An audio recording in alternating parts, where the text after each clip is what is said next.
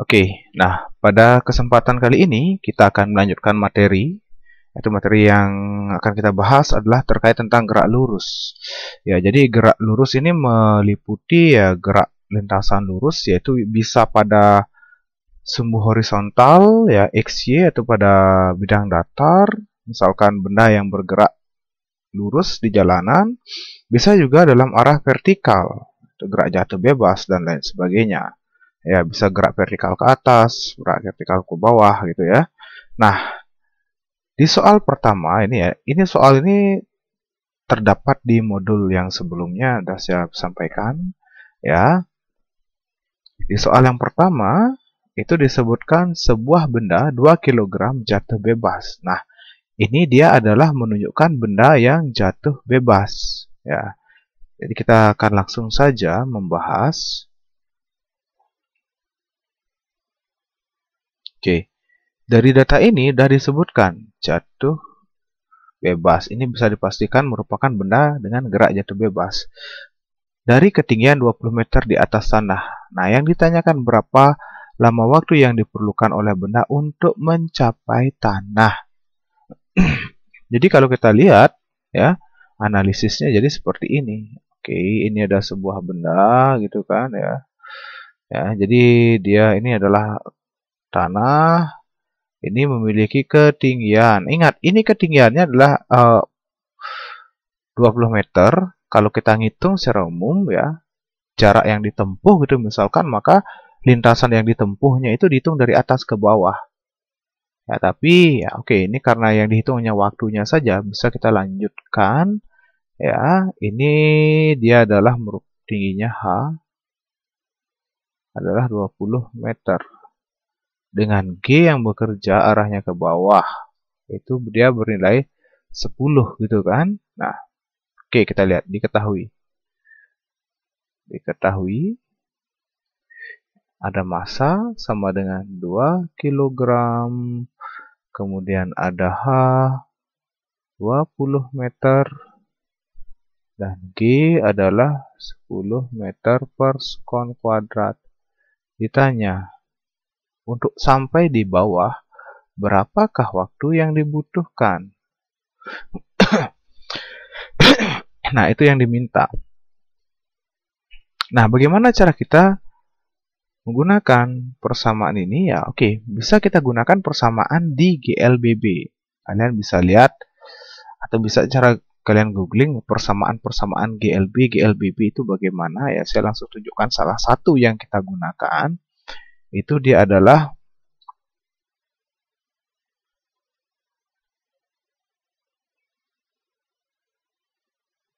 VT sama dengan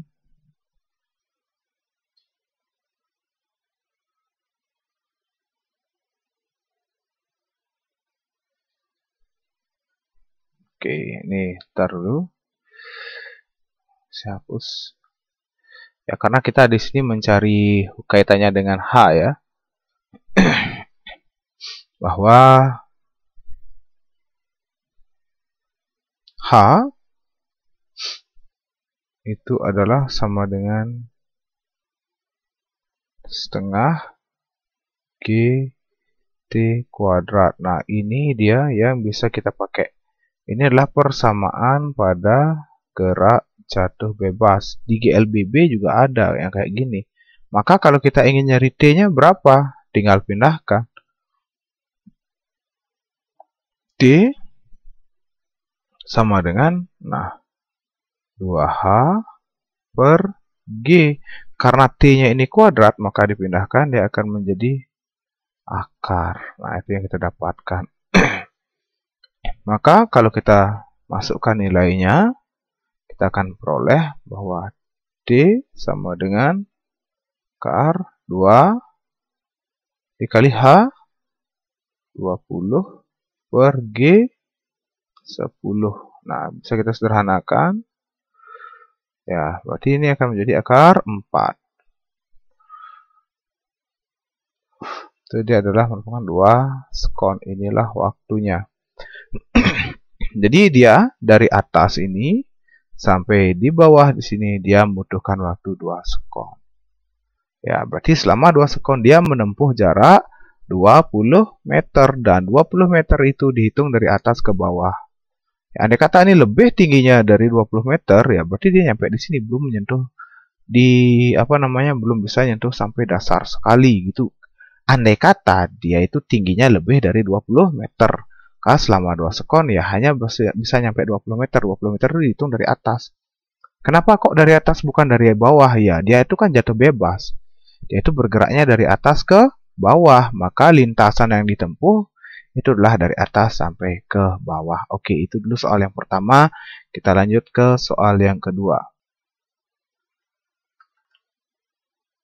Nah, oke, saya ambil dari modul juga nih, kalau nggak salah soal nomor 6.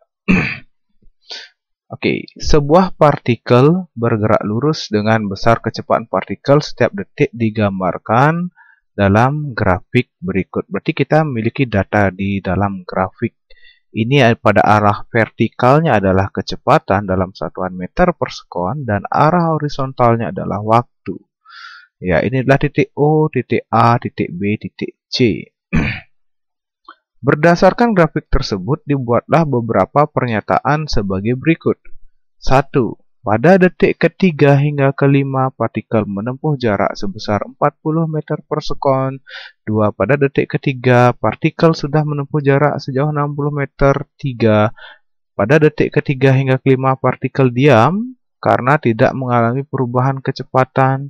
4. Pada detik kelima, partikel sudah menempuh jarak sejauh 70 meter. Pernyataan yang benar adalah, nah, di sini kita harus lihat. Oke, kita harus bisa membaca grafik. Pertama kita lihat, pada detik ketiga hingga kelima, partikel menempuh jarak sebesar 40 meter. Bagaimana hubungan grafik dengan jarak? Nah, kita lihat di sini ya. Ini saya berikan penjelasan bahwa jarak itu adalah sama dengan luas daerah di bawah grafik. Jadi kalau dari detik ketiga sampai kelima, maka luasnya adalah ini. Itu dia adalah merupakan luas persegi. Ya, luas persegi. Itu dia dari detik ketiga sampai detik kelima. Kita cek persamaan pernyataan nomor 1 ya. Nomor 1 ya, oke, kita cari luasnya. Jarak ya, jarak dari 3 ke 5 sekon adalah sama dengan luas persegi. Gimana luasnya? Panjang kali lebar. Ya, oke. Ini dia tingginya adalah dari 0 sampai 20. Itu tingginya. Oke, itu adalah sama dengan, ini kan ya panjang gitu kan, dikali lebar. Oke, ini dia adalah 20. Berarti ini dia adalah 20 meter per sekon dikali ini. Dari 3 ke 5 berapa? Ya, dikali 2 sekon. 20 kali 2, 40 meter. Berarti pernyataan nomor 1 bagaimana? Oke, ini 40. Ya, berarti ini nomor 1 dia adalah benar. Ya, ini benar. Berarti ini dia benar ya. Nah, kalau 2. Pada detik ketiga, partikel sudah menempuh jarak sejauh 60 meter.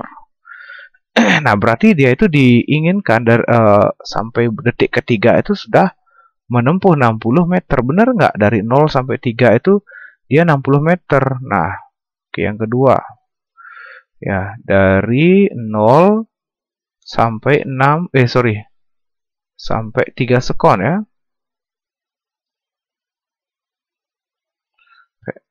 3 sekon menempuh. Kita hitung dulu. Ya, itu adalah sama dengan bentuknya apa? Dari 0 sampai 3 itu adalah segitiga, sama dengan luas segitiga. Gimana?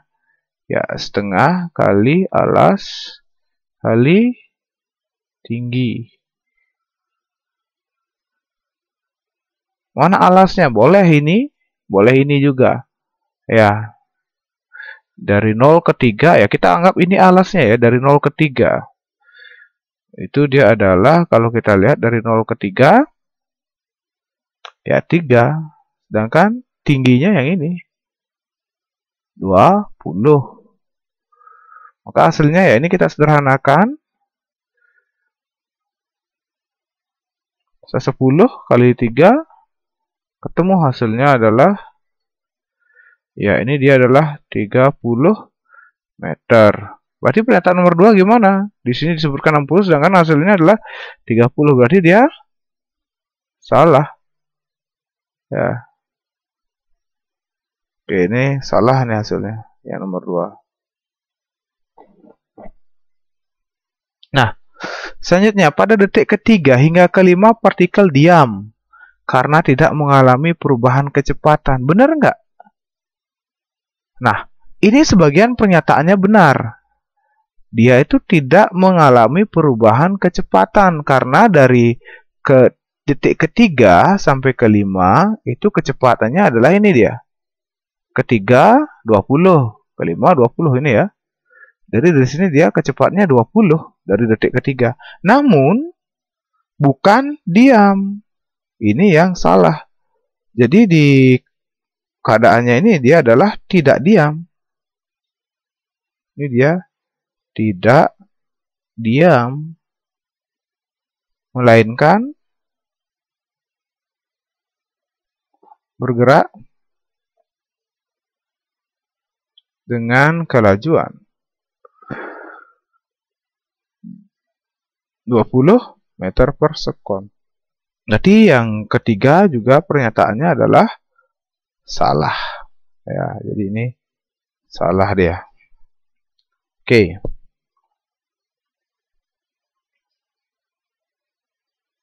Nah, selanjutnya yang nomor 4, bagaimana? Pada detik kelima, partikel sudah menempuh jarak 70 meter. Jadi, yang nomor 4 itu, kalau kita lihat ya, itu dia adalah dari 0 sampai 5. Menempuh. Oke, kalau kita lihat 0 sampai 5 ini adalah bangun trapesium. Ya, bangun trapesium. Trapesium ini adalah gabungan dari segitiga dan persegi. Nah, berarti bisa saja kita jumlahkan secara parsial luas pada yang pertama dari 3 ke 5 dan dari 0 ke 3.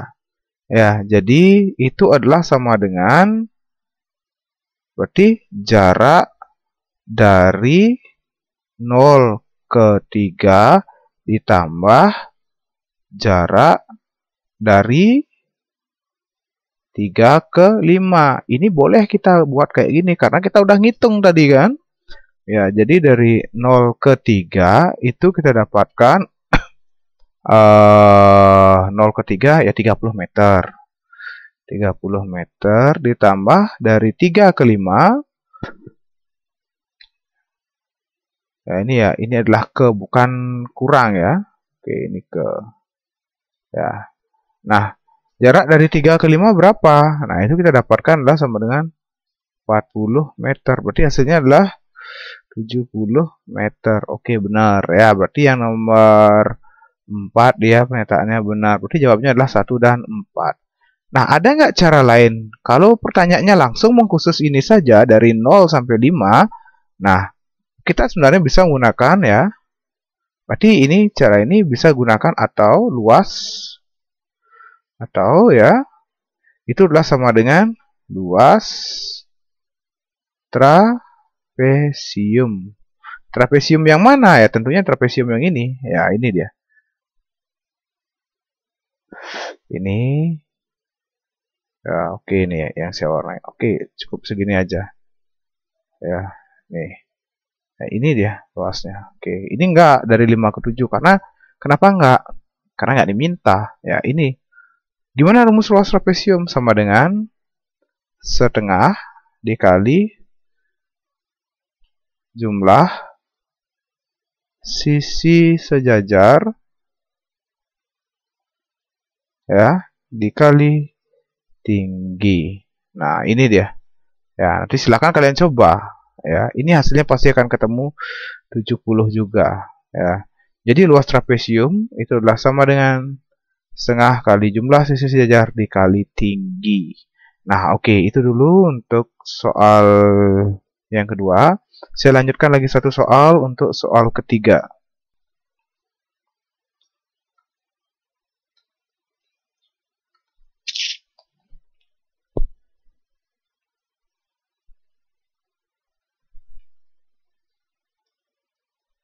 Oke.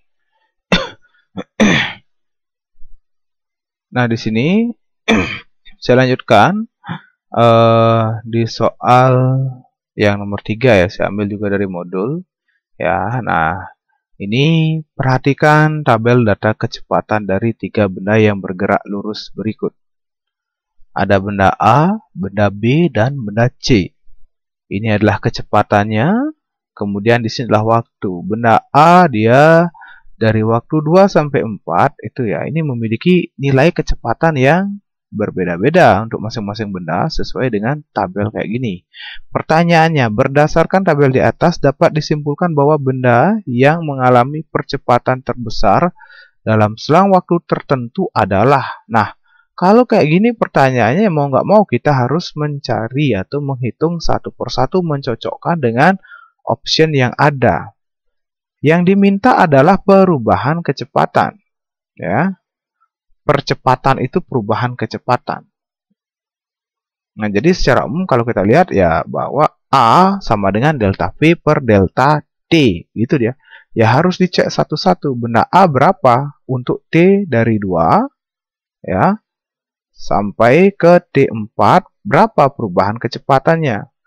Nah, dasarnya kayak gini ya, bahwa A percepatan adalah delta V per delta T, yaitu sama dengan Vt min V0 per T min T0. T itu adalah waktu akhirnya, T0 waktu awal. Kecepatannya, Vt adalah kecepatan akhir yang dituju, V0 adalah kecepatan mula-mula. Nah, oke, kita lihat yang benda A, kita cek. Ya, maka di sini udah A sama dengan mengacu ke persamaan ini, berapa kecepatan akhirnya? Kecepatan akhirnya untuk di 2 sampai 4. Nah, berarti ini dia. Ini adalah akhir dan ini adalah awalnya.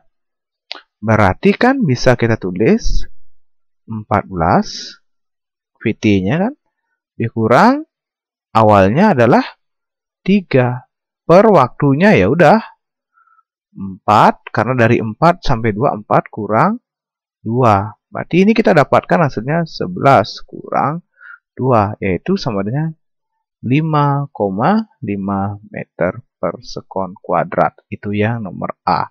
Nah, kemudian kita cari yang nomor B. Optionnya benda B. Oke, kita lihat benda B yang ini ya. Dari 2 sampai 4. Jadi dari 2 sampai 4. Ini ya, dari 2 sampai 4. Ya. Di 2 itu kecepatnya 5, di 4 9. Nah, oke, berarti percepatannya adalah ya akhir kurang awal. Akhirnya adalah 9, awalnya adalah 5 per ya ini sama 4 kurang 2. Jadi hasilnya adalah 4 per 2 ketemu 2 meter per sekon kuadrat. Nah, kita cari yang nomor C.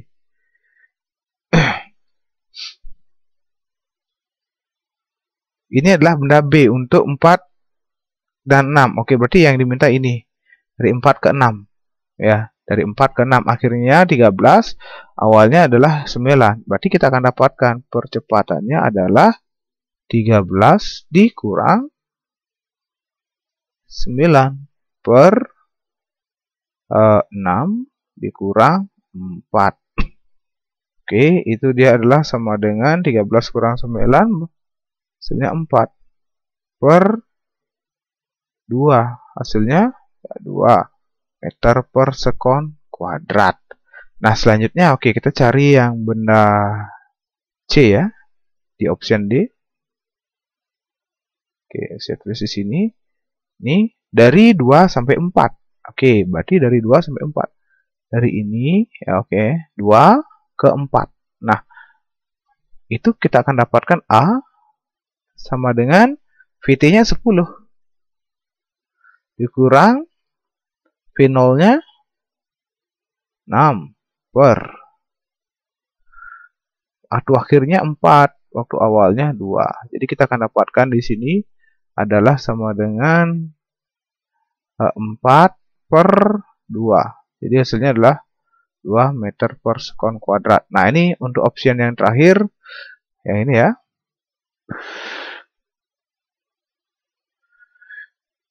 A sama dengan, oke, dari 4 sampai 6. Berarti dari 4 sampai 6. Benda C. Ya, berarti dia adalah kecepatan C saat 6, 15 dikurang 10 per 6 dikurang 4. Jadi hasilnya ini adalah 5 per 2 sama dengan 2,5 meter per sekon kuadrat. Nah, berarti dalam hal ini yang mana paling besar? Nah, yang paling besar kita peroleh itu adalah untuk yang nilainya 5,5 meter per sekon kuadrat. Yaitu jawabannya adalah terjadi pada benda A. Nah, oke, jadi seperti itu latihan soal kita untuk pertemuan kali ini ya. Nah, nanti silakan dipelajari untuk persiapan ujian akhir. Oke, selamat belajar.